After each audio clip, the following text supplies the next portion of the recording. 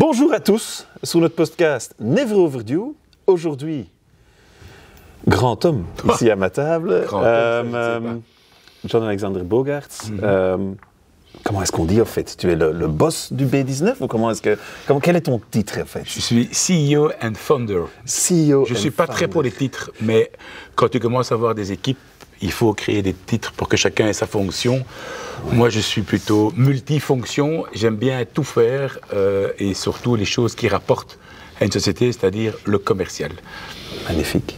Magnifique. Et donc, je suis super content que tu es là. C'est comme je te l'ai dit là tout à l'heure. Normalement, c'est toi qui mets les autres sur les piédestals. Oui. Aujourd'hui, c'est toi la rockstar. Donc aujourd'hui, c'est ton histoire et l'histoire du B19 que j'aimerais mettre en avant. Évidemment. Pour inspirer tout le monde qui nous écoute. Alors, on avait pris une habitude en partant avec des enveloppes et des questions sur les enveloppes. C'est payé. Mais ça, moi, j'ai plus envie de faire, en fait. Donc, on va simplement aller en live entre nous. Direct. John, est-ce que tu pourrais te présenter, s'il te plaît? Me présenter, c'est pas très compliqué. Je crois que ce qui est important que j'explique pour qu'on comprenne vers où je vais, c'est d'où je viens. Alors, du côté de ma mère et du côté de mon père, je viens de deux familles qui sont parties de rien. Donc ça, c'est très important de le dire, à des moments différents. Du côté de ma mère, c'est mon arrière-grand-mère qui a dû quitter le génocide gréco-arménien de 1915 à 1922 en Turquie. Nous étions grecs de Turquie. Et donc, ils ont dû fuir ce génocide. Ils sont venus se réfugier en Belgique. La Belgique, dans les années 1920, est une des 5 plus grandes puissances économiques mondiales, principalement grâce à nos industries en Wallonie, d'ailleurs, il faut le dire, à l'époque, ça travaillait un peu, ouais. Et le Congo. Et on avait un oncle qui a accueilli la famille réfugiée ici en Belgique. C'est important parce que je fais partie de ces gens qui défendent énormément les réfugiés qui viennent aujourd'hui chez nous, ouais. Parce que beaucoup viennent quand même réellement pour travailler et fuir des pays en guerre. Alors, il y a évidemment beaucoup de laxisme et d'abus, mais il faut respecter le véritable réfugié qui quitte son pays pour raison de guerre. Ça, c'est du côté de ma mère. Ça ne les a pas empêchés de s'intégrer dans le pays, oui. Et de monter deux chocolateries avec son cousin. À l'époque, ce sont des chocolateries Léonidas et Dascalides, dont ma partie de la famille a revendu ses parts il y a une trentaine d'années.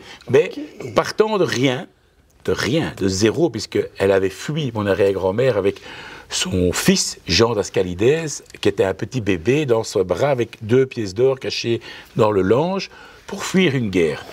Voilà. Et du côté de mon père, c'est quelques générations plus tard, mon père est un fils, on va dire, d'ouvrier. Mon grand-père paternel était garçon boucher et a quand même terminé directeur du restaurant Le Cygne à la Grand Place. Mais mon père a monté des écoles privées parce qu'il est rentré dans le monde des écoles privées parce qu'il y a donné cours pour payer ses études à l'ULB. Donc mon père ne travaillait pas pour payer ses soirées et ses vacances, comme ça a été mon cas. Il travaillait pour manger, se loger et pouvoir étudier. Donc en fait, mes frères et moi, nous sommes 3 frères, je suis l'aîné, on est quand même nés, on va pas se mentir, dans un milieu aisé, parce que le boulot avait déjà été fait avant, mais avec des familles dont l'ADN est le travail, travail, travail. Et je le dirai plus tard, un des meilleurs orateurs qu'on ait eu au B19, c'est l'acteur français Danny Boone, qui avait dit « Si vous travaillez beaucoup, vous ne serez jamais pauvre ». Et voilà, c'est là-dedans que moi j'ai été bercé, même si je le reconnais, puisque mes détracteurs, souvent du côté de la gauche et la gauche caviar, disent que je suis né avec une cuillère en argent. Elle n'était pas en argent, mais voilà, elle n'était pas en bois. Non. Mais on a été élevé dans les valeurs du travail. Ah oui, d'accord. Et alors, parce qu'alors, donc, tu as aussi été à l'ULB? Non. Moi, j'ai un parcours scolaire assez chaotique. Comme mon père avait des écoles, il me disait quand même, il voyait bien que j'étais plutôt fait pour monter des boîtes, mais il m'a dit, en tant que fils de Rudy Bogaerts aîné, tu ne peux pas ne pas faire d'études. Oui. Donc, j'ai quand même réussi l'examen d'entrée à Polytech. Oui. Donc, l'ingénieur civil, l'examen d'entrée, mais un an de spécial maths. Oui. Une de mes meilleures années d'études. Moi, je me suis éclaté. Et puis après, je me suis inscrit en droit à l'ULB. Là, j'ai tout vu sauf les auditoires. Mais qu'est-ce que j'ai rigolé. Mais je crois que mes syllabies sont toujours neufs quelque part. Ça a été un carnage. Donc là, mon père m'a... En fait, j'ai eu beaucoup de chance dans la vie, parce que j'ai toujours été très bien encadré par mon père. Oui. Et finalement, il m'a remis sur le droit chemin. J'ai fait des études d'histoire. Parmi mon mémoire, j'ai toujours dit que je le ferais, je peux le faire. J'ai monté ma première boîte à 24 ans, je crois. Mais donc, tu termines tes études d'histoire et en fait, ton premier pas, c'est un pas d'entrepreneuriat. Tu montes ta première boîte. Je faisais l'histoire par passion. Je suis toujours un grand passionné d'histoire. Je lis certainement un livre par semaine d'histoire. J'ai des passions. Je ne veux pas en parler maintenant parce que sinon tu vas m'inviter à un dîner de cons le mercredi soir. Mais j'adore les villes. Je connais toutes les villes de Belgique, une partie en France. J'adore l'histoire du Moyen-Âge. J'adore l'histoire contemporaine. J'ai des collections de billets, des collections de pièces. Je suis passionné par ça. Malheureusement, on ne sait pas en vivre. C'est ce qu'il faut expliquer aux jeunes souvent aujourd'hui. Parfois, il y a des passions, je dirais, qui ne sont pas viables. Donc, une passion, c'est quelque chose qu'on fait à côté.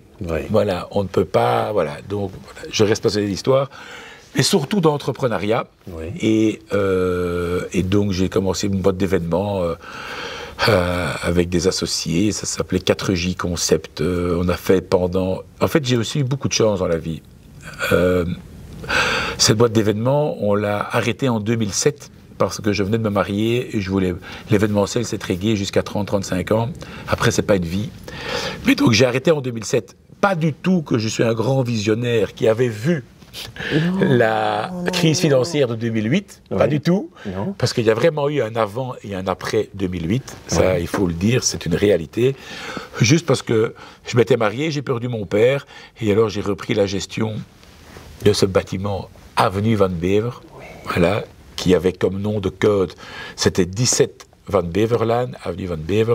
J'ai creusé, les architectes et les entrepreneurs ont creusé une nouvelle entrée sur laquelle j'ai mis un numéro 19, comme il n'y avait pas de voisin avant, après c'était la forêt de Soigne. Et ce bâtiment, il est resté sous le nom de B19. Je crois que c'était pour le B, c'est pour Bogart, mon père, et 19, c'est parce que c'était une nouvelle entrée. Et avec la crise financière, j'ai pas eu le temps de trouver un nom du genre Event Lodge. J'ai pas eu le temps parce que j'avais épuisé mon crédit pour rénover le bâtiment. J'étais le couteau sur la gorge. Et donc, pendant 2 ans, ça a été d'abord la survie avant tout. Et finalement, on a gardé ce nom B19 qui ne veut pas dire grand-chose, mais qui aujourd'hui est un peu connu. Donc, voilà. Tout est parti du numéro d'un bâtiment avenue Van Bever. Donc, pour synthétiser, des études en histoire, une boîte événementielle, la gestion, effectivement, du B19, mais en tant qu'immeuble, et alors le business club. Pourquoi l'immeuble? Parce qu'entre-temps, dans ma boîte d'événements, j'avais lancé Havenlaan, avenue du Port, pour ceux qui connaissent, en face de la KBC, près de Tour et Taxi. Le bâtiment en bois, c'est moi avec des associés, on était 5-6, mais c'est moi qui étais à la tête de ce projet. On a développé cette salle d'événements. Et là, j'ai réalisé qu'à l'époque, c'était assez rentable d'avoir sa propre salle. Et comme mon père avait son école avenue Van Bever... c'était numéro 17, c'était l'école, en fait. Oui. Et en fait, l'école était tellement grande, ça on peut le raconter pour le podcast parce que ça fait rire, l'école était tellement grande que je me disais, il y a peut-être moyen de faire un loft au-dessus. C'était en 2004, je suis pas marié, je me voyais bien dans mon grand loft là, près du Prince d'Orange, le David Lloyd commençait ses travaux d'installation, les jus du verre étaient pas loin, je me voyais très bien. On était bien installé. On n'était pas loin de la Playboy Mansion.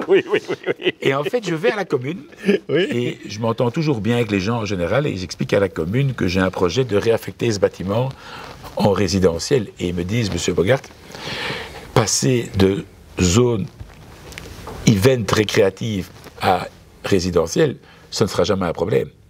Mais vous ne ferez jamais marche arrière. Et là, je réalise qu'en fait, j'ai la même affectation que ce que je fais au Canal. Je me dis, non d'une pipe, j'ai la chance d'avoir l'affectation d'un lieu événementiel dans un endroit magique, avec 100 voisins, avec du parking à volonté, dans un des quartiers les plus chics de Bruxelles. J'ai plié en 12 les plans du loft du fils à papa, je les ai mis dans un tiroir, et je ne le sortirai jamais. Et j'ai développé cette idée de faire une salle d'événement d'abord. Et une salle d'événement dans l'ancienne école de ton père, en fait. Tout à fait. C'est vrai qu'entre-temps, mon père est décédé, mon frère David a repris l'école et puis a très vite développé la Bogarts International School, qui sont une école internationale qui est aujourd'hui à Uccle, et la deuxième est à Diegem, tout près d'ici où on enregistre ce podcast. Donc mon frère a développé tout seul, ça, il l'a pas reçu de notre père, les écoles internationales Bogarts qui donnent le bac international, l'IB. Et donc j'ai aménagé tout ce bâtiment, avenue Van Bever, en... Salle de fête alors. Salle de des fête, mariages et des conférences. Salle de fête, et puis comme les fêtes, c'était surtout le jeudi, vendredi, samedi, parfois des bar mitzvahs le dimanche, et parfois un enterrement le mardi après-midi, je voyais bien que du lundi au vendredi, on n'avait pas beaucoup de clients, donc j'ai voulu créer, non, j'ai pas voulu, j'ai créé le B19 Corporate Club. J'ai tout simplement copié le projet du SAP Lounge qui existait depuis 10 ans. C'est prendre un nombre de sociétés, X, 10, 15, 20, qui payent 9 000 € par an pour utiliser à la demande, quand ils le veulent, une de nos... On avait une, deux, trois, quatre, on avait une dizaine de salles de réunion. On pouvait faire jusqu'à 200 personnes dans l'auditoire. Et donc, j'ai été voir un ami, à qui je dois beaucoup, qui est Paul Beuys. Dieu ait son âme, aujourd'hui, un des grands patrons que la Belgique ait connu. Paul Beuys, à l'époque, est CEO de Bekaert, CEO d'Immobel, très, très proche du roi Philippe, et surtout un grand monsieur. Et je vais le voir et je dis, écoute Paul, moi je vais lancer un corporate club ici, mais j'ai besoin d'un peu de solidité. Donc, est-ce que ça te dérangerait de devenir président de mon B19 Corporate Club, avenue Van Bever, il m'a tout de suite dit oui. On se connaît comment? Il faut savoir que j'ai aussi créé en 2004 le magazine Zoete People. Et donc, le réseau Knokwa m'avait fort rapproché depuis que je suis tout petit de tout le business néerlandophone. Et ça, il ne faut quand même pas se mentir, en Belgique, le fait d'avoir eu un accès et d'avoir encore accès à ce... C'est quand même, je crois, 75% de l'économie belge quand même, la Flandre, je veux dire. Voilà, j'étais très proche de ces gens-là. Et Paul m'a tout de suite dit, avec grand plaisir, je deviens ton président, ça m'amuse, j'ai confiance en toi, t'es un chouette gars, je t'ai toujours bien aimé. Je dis bon. Et il me dit, qu'est-ce qu'on fait pour l'inauguration? Je dis, écoute Paul, j'en sais rien. D'abord, je m'attendais à ce que tu me dises non. Enfin, il me dit, je t'aurais jamais dit non. Je dis, bon, ok. Qu'est-ce qu'on fait pour l'inauguration? Je voyais bien qu'il avait un truc en tête. Je dis, je ne sais pas. Est-ce que tu veux Van Rompuy? Ah, j'ai dit, Herman Van Rompuy. Mais je dis, mais il est président de l'Europe. Ben oui, John, mais il habite à Rode-Saint-Genèse. Ah, il habite tout près. C'est tout près. Il appelle, c'est pas une blague, il appelle Herman Van Rompuy. Ah, Dag Herman, bam, bam, bam, ils discutent ensemble. Et je comprends qu'à un moment, il lui dit, parce qu'il s'était mis un peu de côté, allez, tu passes quand même devant quand tu rentres à la maison. Et il a dit, OK, go. Et donc, je crois que c'est le 22 octobre ou le 23 octobre 2012, Herman Van Rompuy, lui-même, vient inaugurer ce B19 Corporate Club avec 200 personnes dans l'Assemblée. J'avais invité tout mon réseau d'amis et le drapeau européen, le drapeau belge, Paul Beuys, John Bogarts, Van Rompuy. J'ai pris la parole. Paul est arrivé 4 heures avant. Il me dit, est-ce que ton discours est prêt? J'ai dit, oui, je suis prêt. Il me dit, John, je n'aime pas cette réponse. Lis-moi ton speech. Je dis, je prends ma feuille. Non, t'as pas compris. Va sur le podium, mets-toi en condition et lis-moi ton speech. Je dis, oh là là, il m'emmerde, mais enfin bon, je m'installe sur ce podium et je baragouine.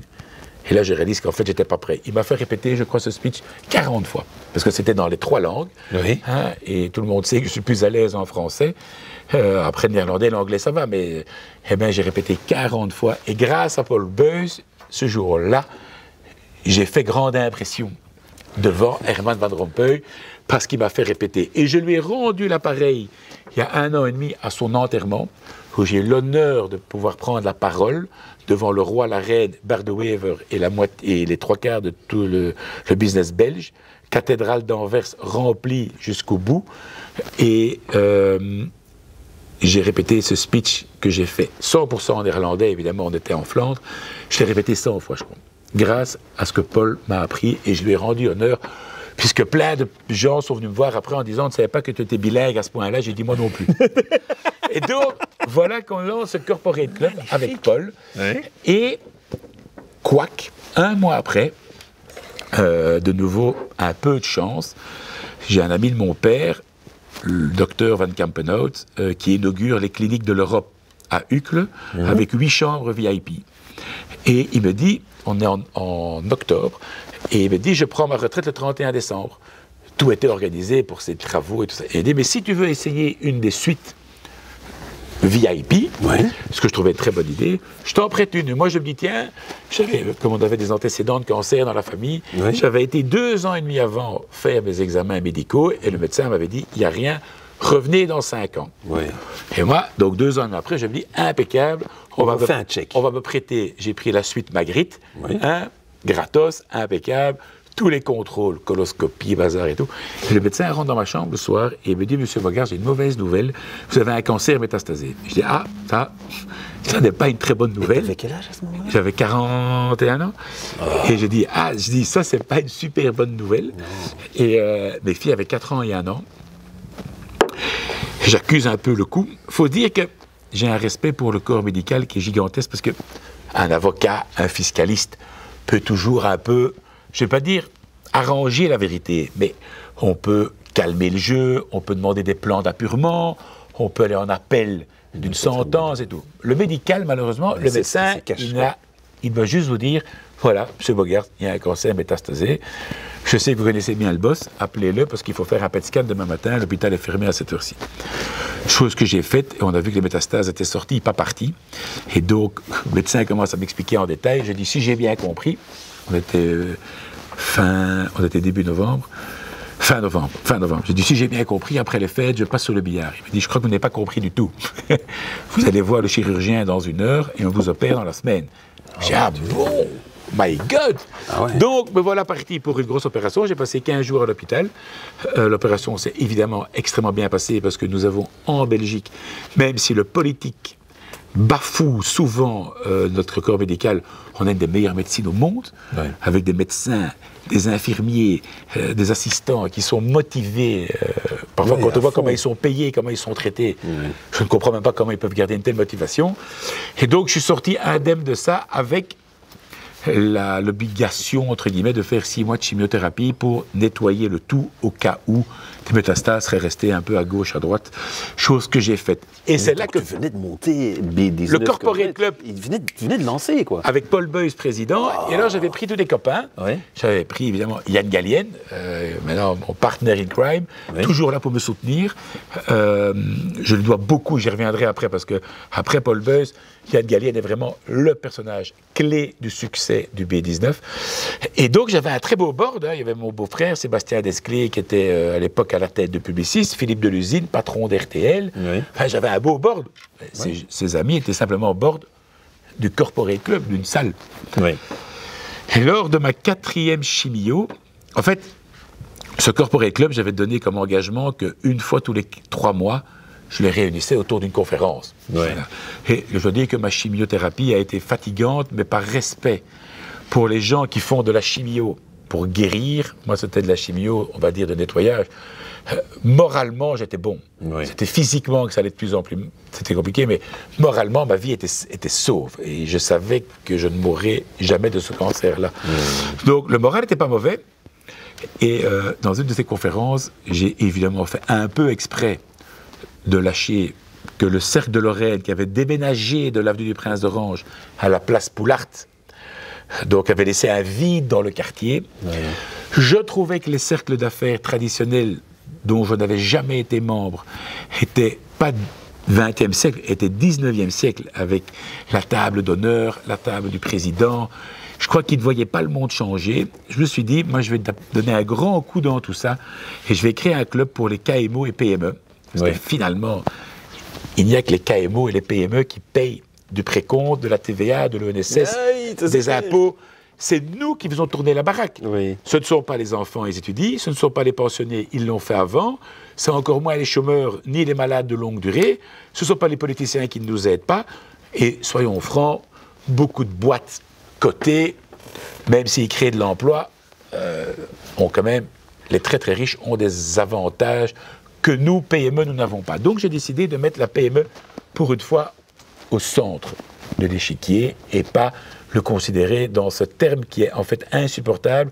On nous appelle la classe moyenne. Mais nous ne sommes pas la classe moyenne. Nous sommes les seuls, il faut que ceux qui écoutent entendent ça, nous sommes les seuls pigeons qui font que ce pays tourne encore. Il ne marche pas bien, mais tourne.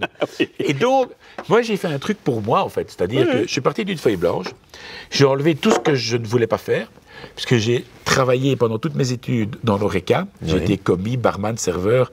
J'ai un respect pour l'ORECA qui dépasse toutes les limites. Mais si je pouvais éviter de faire ce métier dans ma vie, évidemment, à tout prix, parce que c'est un métier tellement compliqué, tellement astreignant. Donc, j'ai sorti l'ORECA du club d'affaires. J'estime que ce n'est pas le rôle d'un club d'affaires de concurrencer les restaurants. Notre rôle, c'est ce que j'ai fait, c'est des breakfasts ou des after-work de 19h à 20h, avec un verre de vin pendant 45 minutes, et après, va dans l'ORECA voisin, va chez mes voisins, dont c'est le métier. Et donc, le B19 a tout de suite été le copain des restaurants, parce que grâce à nous, les restaurants du coin, comme nos événements sont souvent lundi, mardi, mercredi, les restaurants du coin font des meilleurs chiffres d'affaires quand B19 est à côté les mauvais jours. Oui, c'est clair, parce qu'il y a plein de monde qui vient en plus. Donc voilà parti dans l'aventure B19 avec Paul Beuys, qui est devenu, sans le savoir, président, parce que l'Écho a sorti une cover en mettant John Alexander Bogart relance la guerre des cercles à Bruxelles. Ça, c'était pas du tout prévu. Cette histoire. Ça, c'était pas du tout prévu. C'est ce que je voulais un peu, mais pas à ce point-là. Non. Et je reçois plein de messages de félicitations, mais en fait, j'allais enlever ma 4e chimio. J'avais un porte-à-4 et des tuyaux. Bon, faut quand même dire que c'est quand même pas rigolo. Et je reçois plein de messages. Je dis, attendez, les gars, t'as vu l'Écho? J'ai pas vu l'Écho. Enfin bon, finalement, j'ai acheté l'Écho. Je dis, oh my God. Donc j'ai appelé Paul pour dire, il m'a dit, écoute, t'aurais pu me prévenir. Mais j'ai pas eu le temps. Il me dit, écoute, ça va marcher. Oui, voilà, on est parti maintenant. On est lancé. Qu'est-ce que j'ai fait alors pour du mois de avril, mai, juin, donc en même temps que ma chimio, une semaine sur 2, j'ai mis au point, grâce à beaucoup d'amis qui m'ont aidé, un logo, un site, une équipe, et on a lancé. Alors, je voulais surtout pas que ce soit le club des amis de John Bogart, parce que mes amis, je les vois, j'ai pas besoin de les avoir dans un club. Donc, j'ai pris une quinzaine d'ambassadeurs et ambassadrices de milieux complètement différents, et j'ai dit à chacun de donner une liste de 40 noms à qui on va proposer et tout.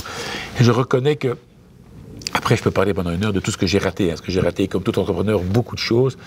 J'ai compris le premier jour que le pari était réussi, pas gagné, mais réussi, parce que je ne connaissais pas la moitié des gens qui étaient à mon cocktail de rentrée. Oui, mais ça, c'est génial. Et dans l'autre moitié, il y avait une moitié dont je ne savais pas dire qui c'était, mais que j'avais peut-être déjà vu. Oui. Donc, ça n'a jamais été le club de la bande à Bouboule, des copains de Bogart. Non. Et donc, de là, on est parti en septembre 2013 dans cette aventure formidable qui est le B19, B19, B19, avec de nouveaux coups de bol. Le 8 novembre, je reçois Didier Bellens en conférence, organisée par Paul Beuys, qui était évidemment dans Immobel, et patron de Belgacom, vient en conférence chez nous. Il fait, Dieu ait son âme aussi, à Didier Bellens, qui était peut-être pas quelqu'un de très sympathique au premier abord, mais quelqu'un d'une intelligence extrême, et qui a fait cette fameuse sortie, après 55 minutes de conférence remarquable, sur Elio Di Rupo, qu'il voyait un peu. C'est Pierre Nothomb de Desminor qui lui a posé comme question, puisqu'au B19, il y a toujours des questions du public à la fin. Oui, c'est clair. Donc moi, j'existe depuis 2 mois. B19, 2 mois, donc à Uccle, dans le bâtiment de papa. Didier Bellens sort. Donc Pierre Nothomb lui demande quel a été ton pire et ton meilleur patron. Oui. Donc question piège. Il répond que mon meilleur patron, ça, sans hésiter, Albert Frère, un génie. Tu lui poses une question, c'est blanc, noir, oui, non, et on avance. Le pire, c'est évidemment l'État belge aujourd'hui. J'ai l'impression qu'Elio Di Rupo vient chaque année sur mes genoux chercher sa Saint-Nicolas à la fin de l'année. Là, pour les jeunes qui vont nous écouter, c'est en 2013, le 8 novembre. Je m'en rappellerai toujours de cette date, parce que John Gossen, son prédécesseur, était décédé le 8 novembre 2001. Et donc, le 8 novembre 2013, Didier Bellens, en fait, entre guillemets, perd son job parce que les réseaux sociaux se sont mis en route. Et ça, je l'avais jamais vécu avant. Et ceux qui n'ont pas connu ça avant ne peuvent pas comprendre le tsunami que c'est. À 9h, c'est fini.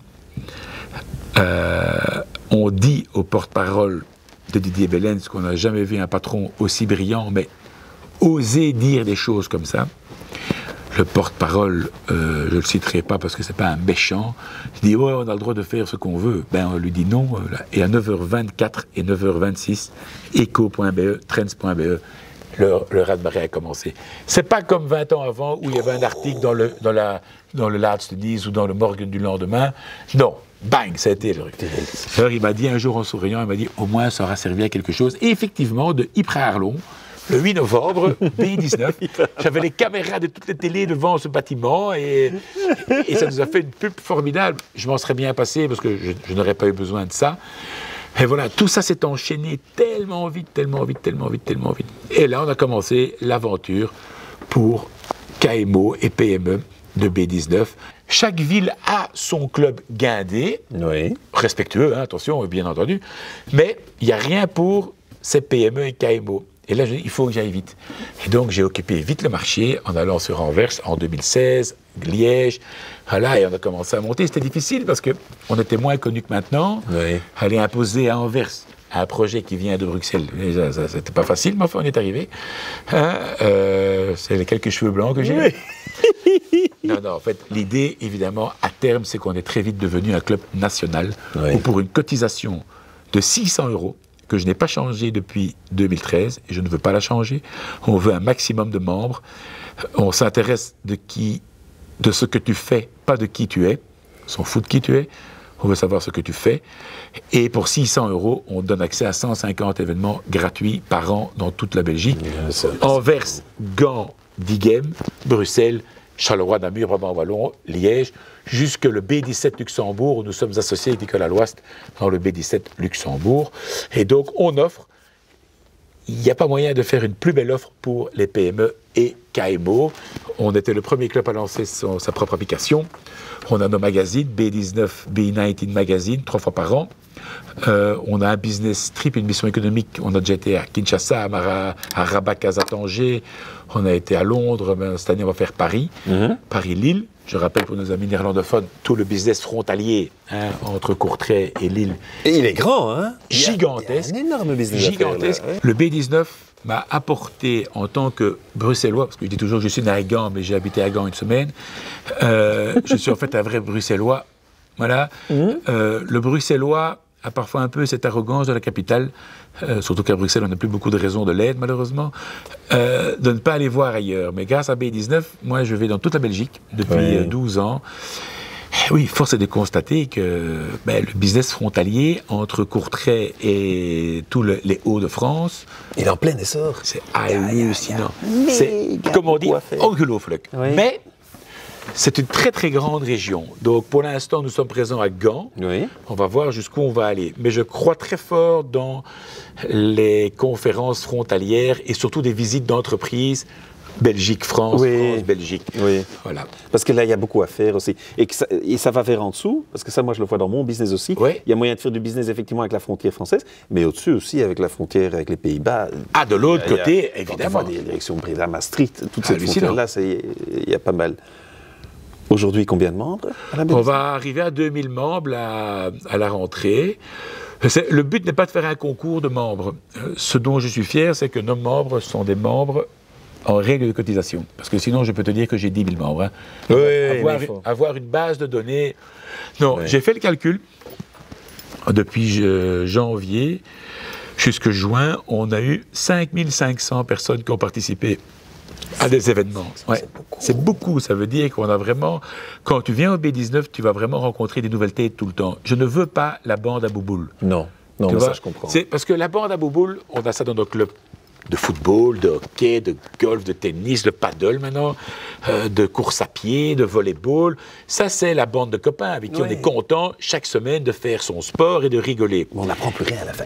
Non, mais ça s'appelle avoir du bon temps, c'est le loisir. Nous, on amène du business. Oui. Moi, si chaque fois que tu viens, tu vois les 5 mêmes personnes, tu ne reviendras plus. Et nous, on veut vraiment des membres. On a 44 ans de moyenne d'âge. C'est horrible pour moi, mais j'ai 10 ans de plus que la moyenne d'âge de mon club. J'ai des équipes. On a une formidable directrice, Nathalie Ducobu, qui a 15 ans de moins et qui a apporté beaucoup de jeunesse. Ça, c'est l'important dans tous les business, je crois. C'est qu'il faut savoir pas céder sa place. Il faut savoir s'entourer et donner les rênes à des plus jeunes, en contrôlant.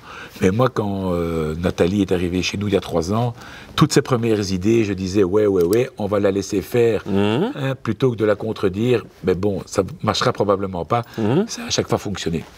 On doit avouer dans la vie que l'âge apporte quelque chose qu'on ne sait pas acheter ni étudier, c'est l'expérience. Ça, c'est indéniable. Après, vivre dans son monde, il n'y a rien à faire à 54 ans. On ne peut pas penser comme quelqu'un de 34 ans. Mais ce qui m'a fortement amusé, je coupe 2 secondes parce que je veux zoomer sur un événement que tu as fait, je pense, la semaine passée, et où le titre était, sur LinkedIn, la nouvelle génération est meilleure. Je trique, pour les... On ne va pas faire comme les pessimistes, la nouvelle génération elle est meilleure. Ça m'a fait très plaisir parce que ma fille, elle a terminé sa 6e primaire et on m'a demandé de faire un speech pour justement la proclamation de son truc. Et c'était exactement la même histoire. Il faut savoir que moi je viens des jésuites à Anvers, au LVC, machin, avec les pâtres, les vrais des vrais. De notre temps, c'était tous des petits garçons blonds, blancs. Ils venaient de la même famille, des mêmes quartiers, les papas et la maman, ils faisaient le même boulot. Et voilà, et on devenait tous médecins, avocats ou autres. Au jour d'aujourd'hui, quand je vois la classe de ma fille, la seule aux cheveux blonds, c'est ma fille. Tout le reste, ça vient de partout. Et il y a heureusement. des Hindous, il y a des Chinois, voilà. Et heureusement. Et ça s'entend à merveille. Mes enfants ne voient pas de couleur, ne voient pas la différence. Non, on est bien d'accord. Mes enfants, le fait que c'est pas un Xavier, un François, mais qui s'appelle Yat ou Nabim ou autre, ils voient pas la différence non plus. Et quand tu vois, ils avaient fait leur show eux-mêmes. Et il faut dire ce qu'il faut dire, leur show de proclamation était bien meilleur que ce que moi j'aurais pu pondre à son âge, à son truc-là. Donc moi aussi, je suis hyper enthousiaste à l'idée, ou en tout cas très positive, en disant cette nouvelle génération, elle sera meilleure, et cette nouvelle génération n'aura pas les mêmes challenges que nous on les a eus. Évidemment. Il faut croire, ceux qui ne croient pas que la nouvelle génération sera meilleure que la nôtre, alors c'est qu'ils n'ont aucune espérance dans le futur. C'est ça. C'est logique. Elle est meilleure, pourquoi? Parce que d'abord, c'est pas qu'elle est forcément plus intelligente, mais c'est qu'elle est plus adaptée à la situation actuelle. Donc, elle est meilleure, par définition. Et nous, on a créé le B19 Young Talent Awards by Belfus, avec Belfus, pour donner des awards à des sociétés dirigées par des moins de 35 ou 36 ans, on ne peut pas faire d'exception, parce que le manager de l'année, c'est très chouette. Mais avoir de la visibilité à 55 ans, si on n'en a pas à cet âge-là, c'est qu'on est mauvais. Ou qu'on n'en a plus besoin. Tandis que moi, c'est à 30-35 ans que je voulais qu'on m'aide et qu'on me donne de la visibilité, des conseils, apprendre à pitcher, parce que bon, aujourd'hui, je zivre pas mal, mais... Je veux dire, quand j'avais 35 ans, j'aurais été incapable de parler comme ça, comme je parle aujourd'hui. Donc il faut soutenir les jeunes. Et quand j'entends des vieux cons dire « de mon temps, c'était mieux », et ceux-là, il faut les enfermer, en fait.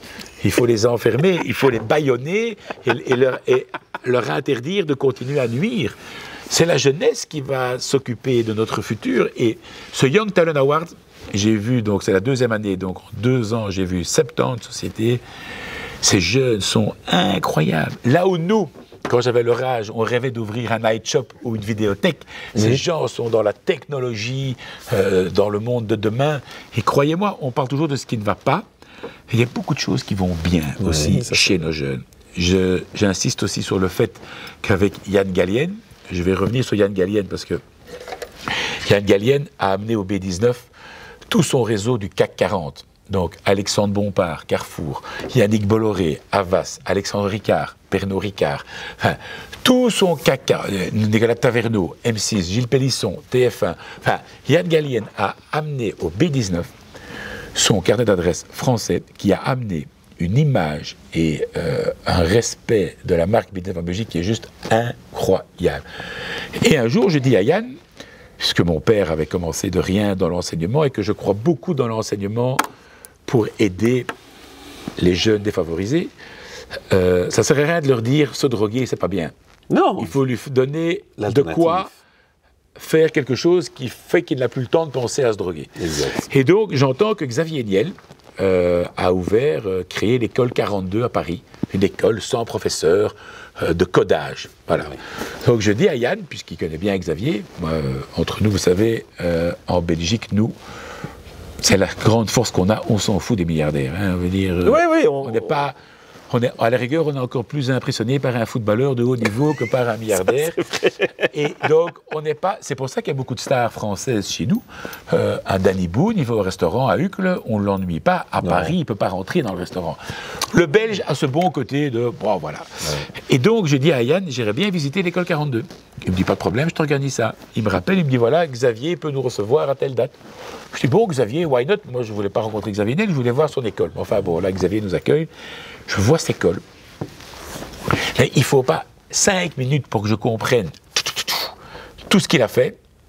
En tout cas, que je comprenne le principe, hein, forcément pas le contenu. Et je dis au gars, en tapant sur l'épaule à la Belge, je dis, c'est top ton truc, vieux. On va le faire en Belgique. Hop, hop, hop, hop, hop, hop.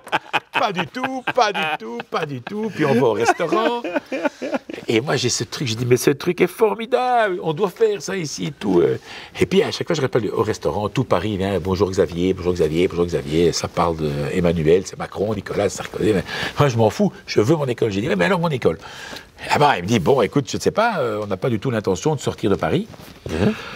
Mais, écoute, bon, comme il sait que je suis avec Yann, que je suis crédible, qu'on a des écoles dans la famille, il a dit, si tu parviens à convaincre mes équipes pédagogiques, pourquoi pas discuter? Je dis, parfait.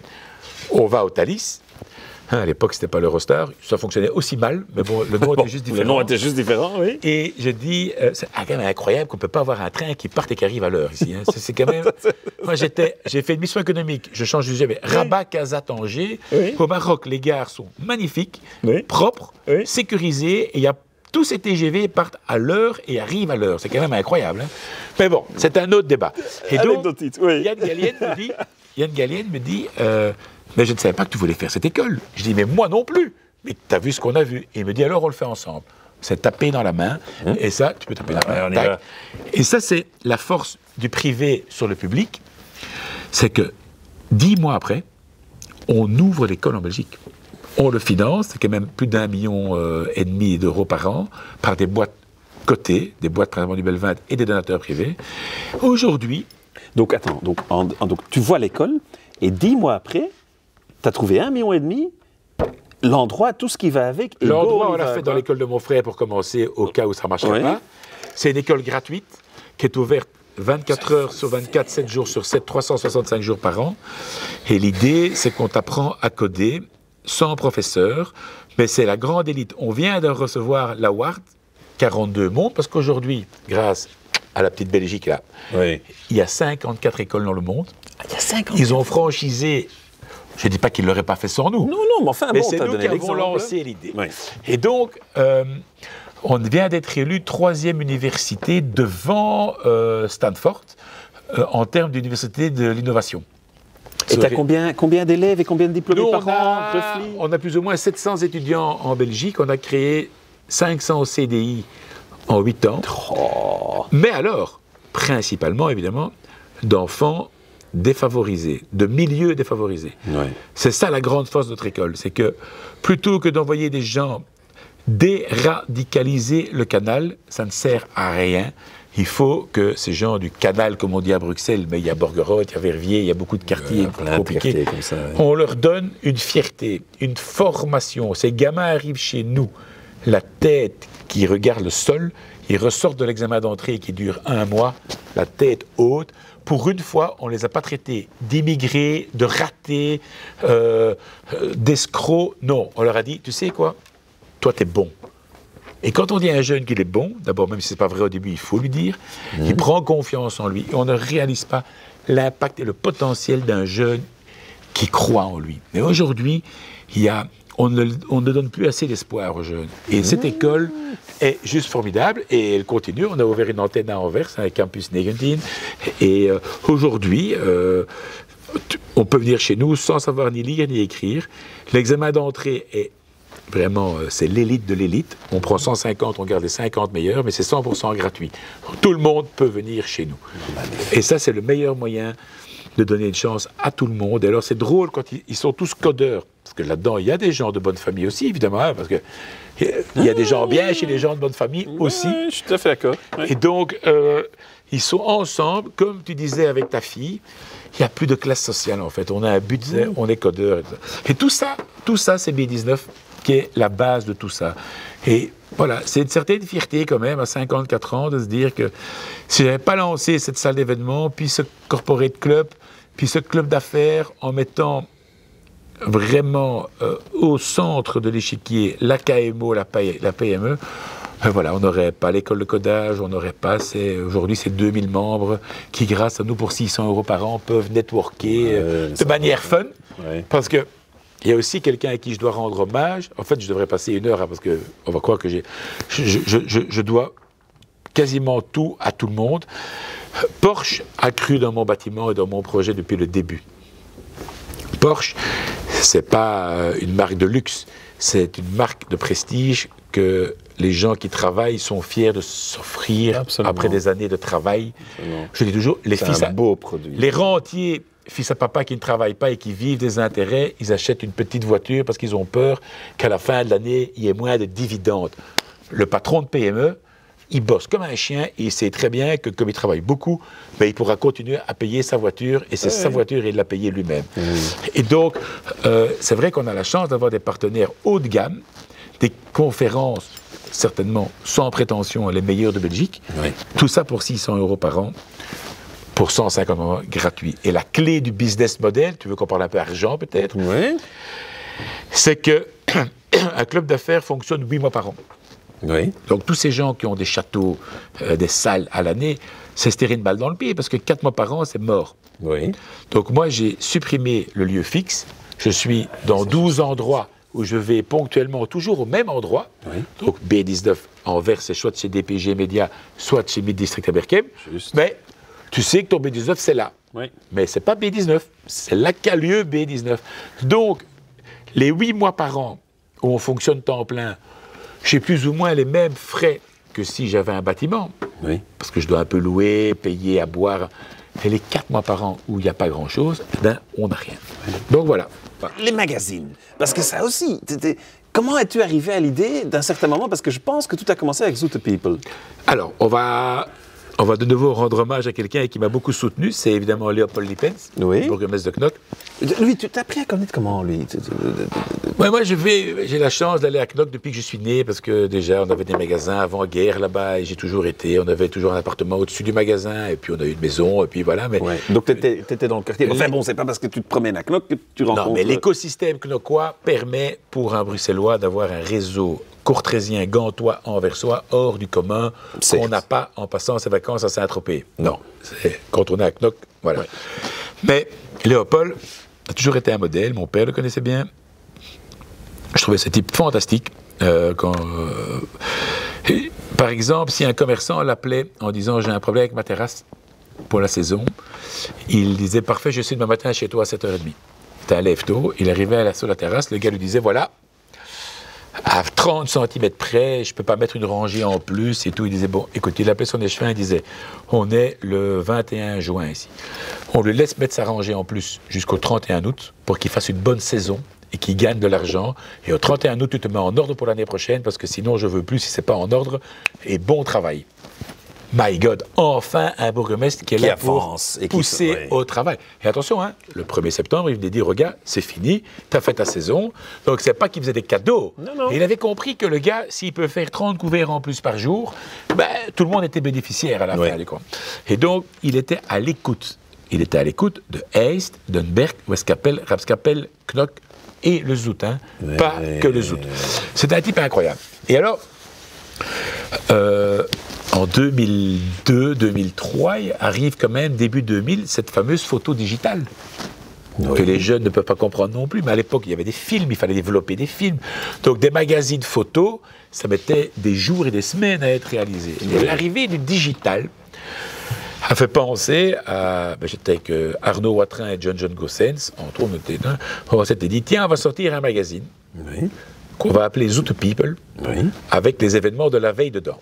Où tu prends les photos, les gens, on prend en photo les gens qui... L'idée, c'est que le premier soir, on avait donc, à l'époque, il n'y a pas de ligne ADSL, il n'y a pas de 4G, il n'y a pas de 3G, il n'y a rien. Donc, il y avait 2 personnes à Bruxelles dans un studio graphique, 2 personnes à Knock, et les photos passaient très lentement, mais on devait d'abord les sélectionner. Donc, À 1h du matin, l'imprimeur attendait le fichier à 2h, et à 1h du matin, on n'avait pas encore 10% des noms. Parce que le concept de base, c'était de mettre le nom des gens, évidemment. Ah oui. Puis je me dis, OK, prenons un exemple, Jean-Paul Van Damme. On va d'abord mettre soit Jean-Claude, évidemment, ça t'as l'habitude, mais ça ne va pas te faire plaisir quand ce sera écrit. Oui. On va mettre Van Damme en 3 mots, en 2 mots, en 1 mot. Je ne sais pas t'appeler 1h du matin, d'abord, je ne connais pas tout le monde. Non. Et donc là, j'ai ce coup d'éclat de dire, écoutez les gars, là, on est morts. On enlève les noms et on publie toutes les photos sans les noms. Oui. Et là, de nouveau, coup de bol, c'est le coup de génie, pas du tout prémédité, parce que même les gens qui n'aiment pas tellement être people, ils s'en foutent parce qu'il n'y a pas le nom. Oui. Donc les gens qui les connaissent les reconnaissent, mais il n'y a pas le nom, la fonction et tout. Donc c'est pour ça que depuis le premier jour, il n'y a pas le nom des gens sur les photos. Et ça a toujours été un magazine gratuit. Toujours gratuit. Et c'est payé par les sponsors, les publicités qui sont dedans. Alors, là, il y a des anecdotes, il y en a plein. D'abord, on a pris comme premier logo le logo du magazine People américain. Oui. On a mis Zoot dedans et puis on a lancé. Au bout de 2 ans, on voit que c'est un succès, que ça gagne de l'argent, que les gens adorent. Alors, ça ne gagnera jamais des millions, mais ça a toujours été un petit commerce un peu rentable. Et alors, on va déposer la marque. On monte une société, en fait. À la base, on faisait ça sur le côté. Et là, évidemment, dans le mois, on reçoit une magnifique enveloppe US américaine, avec le timbre américain. Moi, j'adore les États-Unis, je dis c'est formidable. Time Group, avocat, truc. Ah. Et il nous signale que notre logo a 26 points de similitude avec le leur. Ouais. J'avais envie de leur répondre, ben, bande de cons, c'est pas 26, c'est le vôtre. Enfin bon, c'est... Bon, première idée, c'est on va aller au clash avec Ted Turner, et puis on s'est dit, on fera pas le poids. Non. Et de là, on a fait un logo allongé. Donc voilà, mais c'est vrai que depuis le début, le Zoot People a fait plaisir, c'est-à-dire qu'on a des immobilières, des banques qui nous soutiennent, oui. Mais l'Oreca est gratuit, par exemple. Donc tous les restes, oui. On soutient l'Oreca parce qu'on oublie à quel point l'Oreca est important dans une société.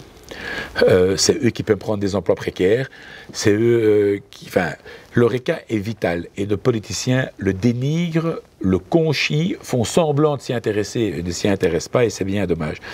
Nous, notre petite pierre à l'édifice, c'est que quand on met une page sur un restaurant, c'est gratuit, oui. Le restaurant nous reconnaisse, le lendemain, on a plein de gens qui appellent, ah tiens, ça fait longtemps qu'on n'a plus été là. Et voilà. Donc on aime bien soutenir le sport, l'art, la culture, l'Oreca.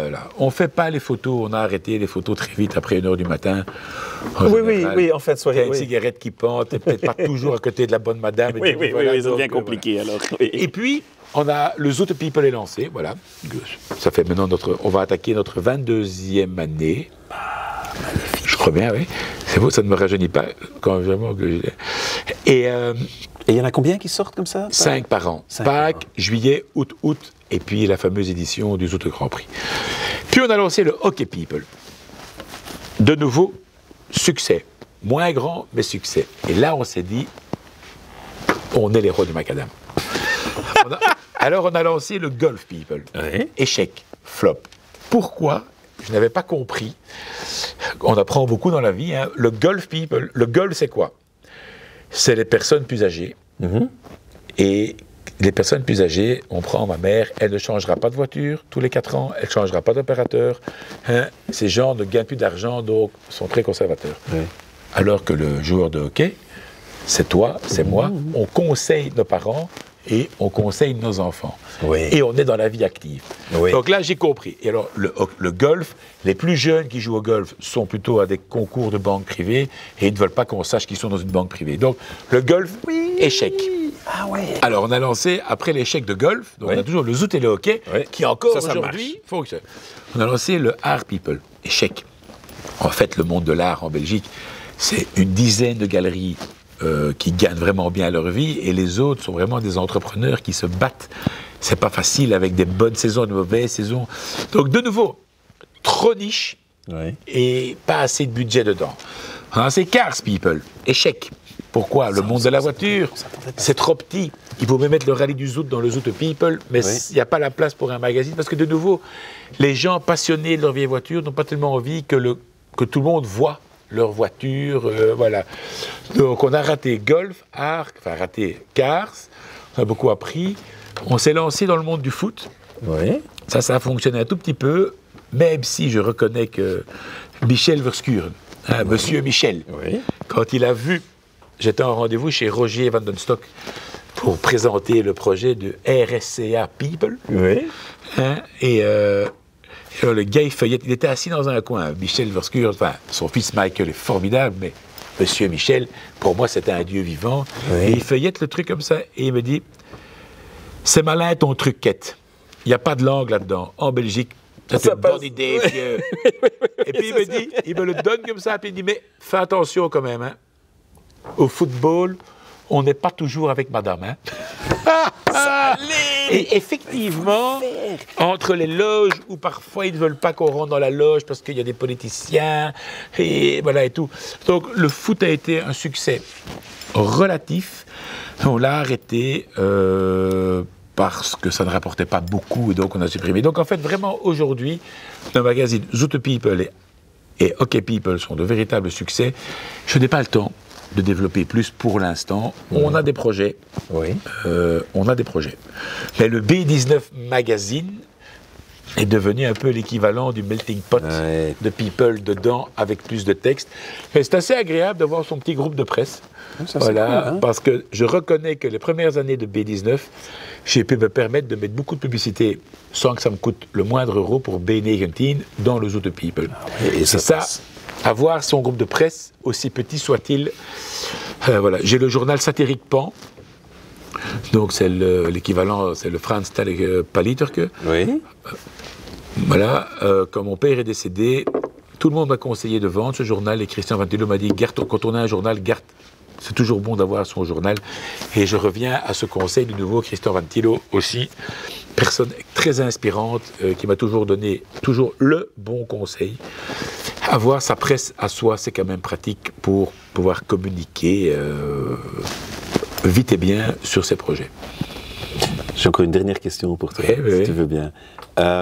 Quel conseil est-ce que tu donnes à quelqu'un qui commence à entreprendre, et qui soit jeune, qui soit moyen, qui soit vieux, je veux dire, quel est le conseil? T'en vois tellement des entrepreneurs, t'en vois tellement qui marchent, t'en vois aussi des qui se cassent la gueule, t'en vois qui remontent la pente. Je vais te poser la question différemment. Si demain, tes deux filles disent « Papa, on a une super idée, on veut faire ça », quel est le conseil que tu donnerais? Règle numéro 1, tu t'en fous du chiffre d'affaires, c'est le cash flow qui compte. Deuxièmement, aller chercher un directeur financier à la retraite, quitte à ce qu'il commence à travailler pour toi 2 heures semaine. J'ai vu trop de petites boîtes avec des bonnes idées et des grands travailleurs, mais qui n'avaient pas le temps de gérer et qui tombent parce qu'un client n'a pas payé, ce qui empêche de payer la TVA et te fout au tapis. Donc, il faut surveiller son cash flow. Il faut toujours avoir de l'argent sur le compte. Et pour ça, il faut avoir un senior. Il y en a des milliers qui ne demandent qu'à une seule chose. Ils sont pensionnés, c'est de ne pas rester avec Bobonne toute la journée et de venir dans des boîtes donner un coup de main. En plus, ils le font de manière pas trop chère parce qu'ils sont contents d'apporter leur savoir. Faire contrôler les finances de sa boîte, c'est tellement important. Troisièmement, vendre des parts le plus tard possible. Il faut se battre. Moi, par exemple, les premières années, alors je reconnais, j'avais la chance de pouvoir loger chez mes parents, mais il ne faut pas trop vite vendre du capital pour faire rentrer de l'argent. D'abord, trop d'argent qui rentre trop vite, on perd un peu la niaque, on se dit l'argent est là. Il faut se battre le plus longtemps possible avant d'ouvrir son actionnariat. D'ailleurs, moi, je ne l'ouvre qu'à une seule personne aujourd'hui, et c'est Nathalie du Cobu, parce que, tout simplement, c'est une des personnes qui rapporte le plus d'argent dans la boîte. Donc, en fait, il ne faut s'entourer que de gens qui amènent de l'argent dans la boîte. Je reviendrai sur une phrase de Stéphane Bettens, le fondateur et CEO de Jet Import. Il m'a dit, John, tous les jours, des jeunes viennent chez moi pour faire mon marketing, mais je leur réponds que dépenser de l'argent, je sais faire tout seul. Ce que je veux, ce sont des vendeurs. Donc, il faut, contrôler son cash flow. Pour ça, il faut que des seniors viennent t'aider à ce que les paiements soient bien faits et contrôler tes coûts. Deuxièmement, s'entourer de gens qui rapportent de l'argent dans la boîte. Et puis surtout, règle numéro 1, tu travailles plus que les autres, tu ne rateras pas. Ça, il n'y a pas... règle numéro 1, bis. Ta richesse, c'est pas ce que tu gagnes, c'est ce que tu dépenses. En Belgique, il y a trop de gens qui gagnent 10 000 mais qui en dépensent 15 000. Ils sont pauvres. Nous, ce qu'on aime bien, c'est celui qui en gagne 5 et qui en dépense 3. Lui, il est riche. Il faut expliquer aux jeunes, ce n'est pas la quantité, c'est la gestion et la manière dont tu gères tout ça. Voilà. Et travail et s'amuser, work hard, play hard. John, tout grand merci. Je sais que ton agenda, il est bondé. Oui, c'est la première fois que je raconte tout ça, hein. Comme ça, devant un podcast. Hein. Merci beaucoup. Avec grand plaisir. Super. Plaisir. Podcast Never Overdue. Quand même, hein. Un magnifique en ce qui me concerne. Encore merci, John. Et à très bientôt pour le prochain. Merci.